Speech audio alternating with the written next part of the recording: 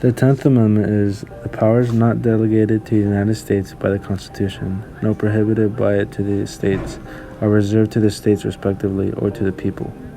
In other words, whatever powers are not granted or given to the federal government are given to the people or the state respectively. The powers that are granted to the federal government are listed in the articles.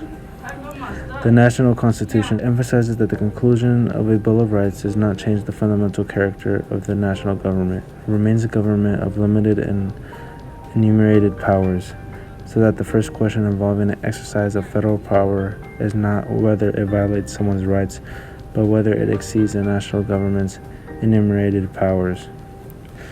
The purpose of adding the 10th Amendment was so that during the time period that the Constitution was being ratified, the 10th Amendment was added for a confirmation of the people's understanding about how the powers that were not being given to the United States would be powers reserved for the state or to the people. San Francisco was actually the first city to hold a legal same-sex marriage ceremony in the United States after Gavin Newsom ordered City Hall to issue marriage licenses to same-sex couples. This was a city and a state decision, not a federal one. If left up to the federal government, this decision would have likely taken much longer to address. This is just one example. The 10th Amendment allows the states to have freedoms over the powers not spelled out in this Constitution. For example, in California, there are now new education requirements for law enforcement officers. There are a lot of laws like this.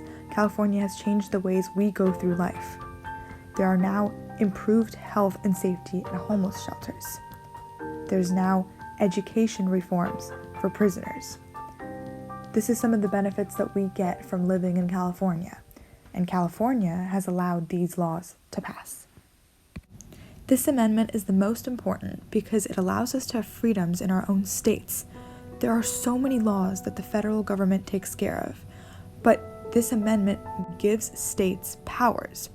What about the problems that we encounter in our everyday lives that the federal government doesn't address? What about who decides who we can marry? Or who we can adopt and at what age that happens? Or who we can divorce? The 10th Amendment allows our states to decide those laws. So living in California, for example, individuals are able to marry anyone they want, adopt children after background checks, and divorce with both parties ending with fair decisions. The 10th Amendment changes how we live, and many individuals are hopeful to move to a better city or state to achieve a better life and better laws. Without the 10th Amendment, this would not be possible, and the United States of America would not be the United States.